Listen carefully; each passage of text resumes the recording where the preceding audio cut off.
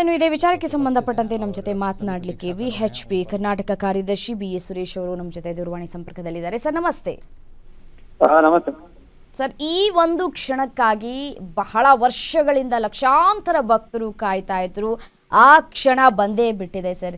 ಈ ಕ್ಷಣವನ್ನ ನೀವು ಯಾವ ರೀತಿಯಾಗಿ ನೋಡ್ತಿದ್ದೀರಿ, ಹೇಗೆ ಅನ್ನಿಸ್ತಾ ಇದೆ ಸರ್? ಯಾವುದೇ ಒಂದು ಕಾರ್ಯ ಆದಾಗ ಕೆಲವರಿಗೆ ಸಂತೋಷ ಆಗುವಂತಹದ್ದು, ಸಂಭ್ರಮ ಆಗುವಂತಹದ್ದು ಸಹಜ. ರಾಮ ಮಂದಿರದ ವಿಶೇಷತೆ ಅಂತ ಹೇಳಿದ್ರೆ ಲಕ್ಷಾಂತರ ಮಂದಿ ಕಾರ್ಯಕರ್ತರು, ಲಕ್ಷಾಂತರ ಕೋಟ್ಯಾಂತರ ಹಿಂದೂಗಳು ಯಾರು 500 ವರ್ಷಗಳ ಕಾಲ ಹೋರಾಟವನ್ನ ಮಾಡಿ ಮಂದಿರವನ್ನ ಪಡೆದಿದ್ದಾರೆ.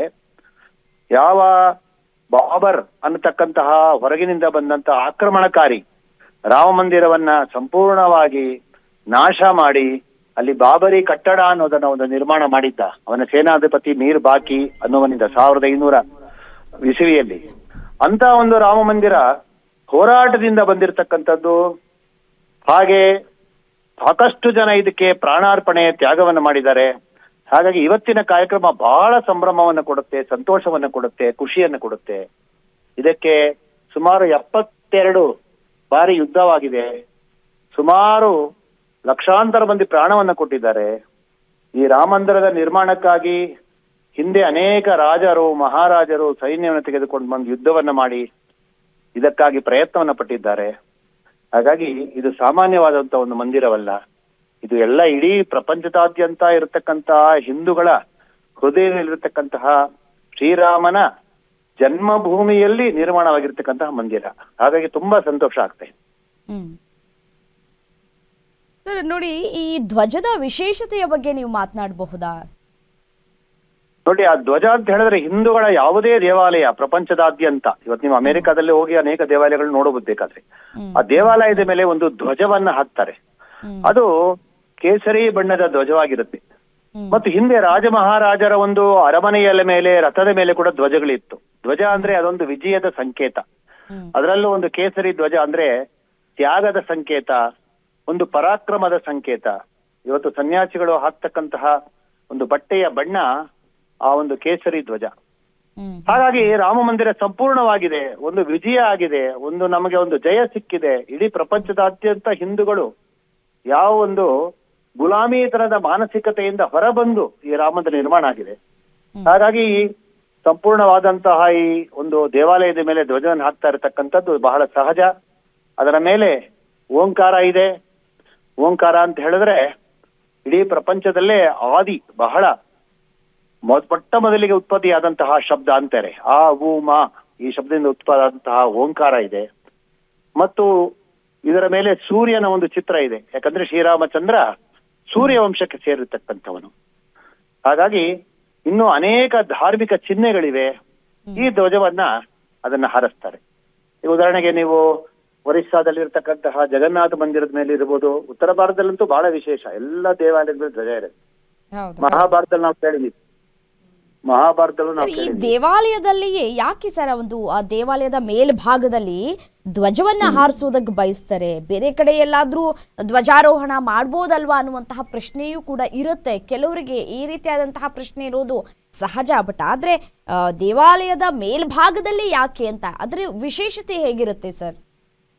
ಇದು ವೇದಗಳಲ್ಲಿ, ಉಪನಿಷತ್ತು, ಪುರಾಣಗಳಿಂದ ಬಂದಿರತಕ್ಕಂಥದ್ದು. ಧ್ವಜಸ್ತಂಭ ಅಂತಾನೆ ನಿರ್ಮಾಣ ಆಗ್ಬೇಕು. ಈಗ ಒಂದು ಯಾವ್ದಾದ್ರೂ ಒಂದು ದೇವಾಲಯ ನಿರ್ಮಾಣ ಆಗುವಾಗ ಆರ್ಕಿಟೆಕ್ಚರ್ ನಲ್ಲಿ ಧ್ವಜಸ್ತಂಭ ಅಂತಾನೆ ಇದೆ. ಅದನ್ನು ನಿರ್ಮಾಣ ಮಾಡ್ತಾರೆ.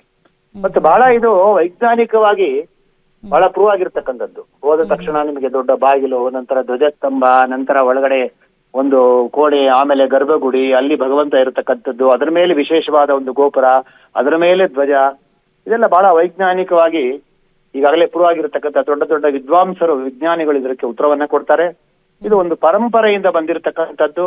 ಅನೇಕ ಧರ್ಮ ಗ್ರಂಥಗಳಲ್ಲಿ, ಪುರಾಣಗಳಲ್ಲಿ ಬಂದಿರತಕ್ಕಂಥ ವಿಚಾರಗಳನ್ನ ಅದನ್ನ ರಾಮ ಮಂದಿರದಲ್ಲೂ ಸಹ ಅದನ್ನ ಇವತ್ತು ಮಾಡ್ತಾ ಇದ್ದಾರೆ. ಅದಕ್ಕೇನು ವಿಶೇಷ ರಾಮ ಮಂದಿರದಲ್ಲಿ ಮಾತ್ರ ಮಾಡ್ತಾ ಇದ್ದಾರೆ ಅಂತಲ್ಲ, ಎಲ್ಲ ದೇವಾಲಯಗಳ ಮೇಲೂ ಈ ಕೇಸರಿ ಧ್ವಜವನ್ನು ಹಾಕ್ತಕ್ಕಂಥದ್ದು. ಕೇಸರಿ ಧ್ವಜ ಅನ್ನೋದು ಹಿಂದೂ ಧರ್ಮದ ಒಂದು ಪ್ರತೀಕ. ಶ್ರೀರಾಮನ ರಥದ ಮೇಲೆ ಧ್ವಜ ಇತ್ತು, ಕೇಸರಿ ಧ್ವಜ. ಅರ್ಜುನನ ರಥದ ಮೇಲೆ ಹನುಮ ಧ್ವಜ ಇತ್ತು, ಅದು ಕೇಸರಿ ಧ್ವಜ. ಶಿವಾಜಿಯ ಮಹಾರಾಜ ರಾಣಾ ಪ್ರತಾಪ ಯಾರ್ಯಾರ ಹೋರಾಟವನ್ನ ಮಾಡಿದ್ದಾರೆ, ಯಾರ್ಯಾರು ದೊಡ್ಡ ದೊಡ್ಡ ರಾಜ ಮಹಾರಾಜರಿದ್ದಾರೆ, ಯಾವ ಯಾವ ದೇವಾಲಯಗಳಿದೆ, ಇದು ಇತಿಹಾಸದಿಂದಲೂ ಕೇಸರಿ ಧ್ವಜವನ್ನ ಧರ್ಮಧ್ವಜವಾಗಿ ಉಪಯೋಗಿಸ್ತಾ ಇರತಕ್ಕಂಥದ್ದು ಬಹಳ ಸಹಜವಾಗೇ ಇದೆ. ಸರ್, ಈ ಅಭಿಜಿತ್ ಮುಹೂರ್ತದ ಮಹತ್ವವೇನು ಸರ್? ಈ ಮುಹೂರ್ತದಲ್ಲೇ ಯಾಕೆ ಈ ಧ್ವಜಾರೋಹಣವನ್ನ ಮಾಡಬೇಕು ಅಂತ ಹೇಳಿ ಸಿದ್ಧತೆಗಳಾಗಿದೆ ಅಂತ? ಅಲ್ಲ, ಅಭಿಜಿತ್ ಮುಹೂರ್ತ ಅಂತ ಹೇಳಿದ್ರೆ ಬಹಳ ಪುಣ್ಯಕರವಾದಂತಹ ಒಂದು ಮುಹೂರ್ತ. ಇದು ಬಹಳ ವಿಶೇಷ ಮುಹೂರ್ತ. ನಮ್ಗೆ ಗೊತ್ತಿದೆ ಅಭಿಜಿತ್ ಮುಹೂರ್ತ ಅಂದ್ರೆ ಒಳ್ಳೊಳ್ಳೆ ಕಾರ್ಯಗಳನ್ನ ಮಾಡುವಾಗ ಈ ಒಂದು ಮುಹೂರ್ತದಲ್ಲೇ ಮಾಡ್ತಾರೆ.